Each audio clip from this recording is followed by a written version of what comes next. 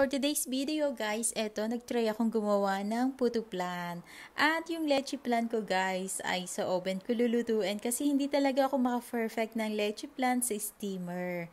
At ayan guys, konti lang yung gagawin ko kasi try ko lang to kung marunong ba akong gumawa ng puto flan. Pero yung kinilabasan nito guys, hulaan nyo kung anong kinilabasan, para siyang custard cake. Pero okay din naman yung lasa niyan, masarap din. Pero yung recipe talaga nung pinaka-cake niya ay pangputo. At ayan guys, sinala ko yan para mas maging creamy yung leche flan.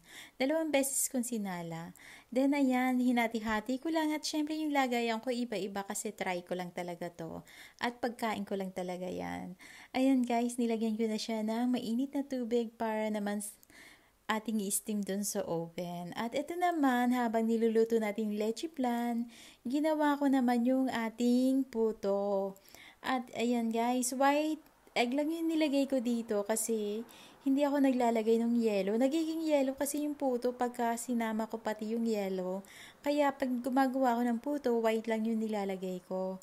At ayan, 1 cup lang yung talaga nilagay ko dyan kasi trial ko lang to guys. Pero try nyo din to guys kasi masarap naman siya. At ayun guys, sinala ko rin to ng 2 beses para maging smooth talaga yung ating puto. At ayun na nga yung leche flan ko, di ba perfect siya kasi sa oven ko siya niluto. At ito naman yan, for steamer na natin yan. Parang 12 minutes ko lang yan niluto kasi okay na yung leche flan. Parang puto na lang yung lulutuin. Ayan guys, thank you for watching my videos. At pag nagustuhan nyo naman guys, paki-follow and share na rin po. Ayan, tingnan nyo guys yung aking puto flan. Masarap to guys. At ayan, perfect naman siya guys. Yo, diba? Ang ganda niya. Para lang naman siyang custard cake. Pero lasang puto pa rin siya kasi puto recipe yung aking ginawa. Ayan lang guys. Thank you for watching. Sana mag-enjoy kayo sa aking mga videos.